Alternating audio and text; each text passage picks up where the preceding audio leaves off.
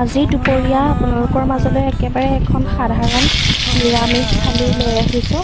মধুসোলেঙৰ সৈতে বনোৱা মগু মাহৰ দাইল,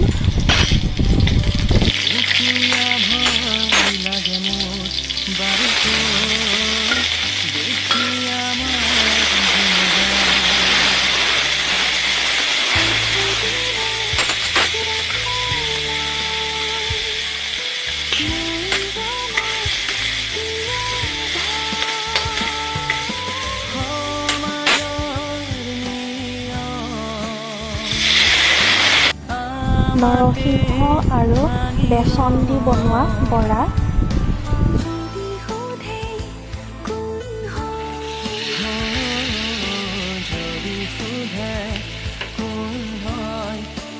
পিৰালি পালেং পনৌনোৱা আৰু আলু দি বনোৱা এখন ভাজি। পিৰালি পালেংখিনি আমাৰ পিৰালি কাষতে হোৱাতে ইমান ধুনীয়াকৈ লহপহ কৰি উঠিছে, বিৰাট ভাল লাগে খাই। এয়া আজি দুপৰীয়াৰ সাজ, খালোঁ তেনেকৈ।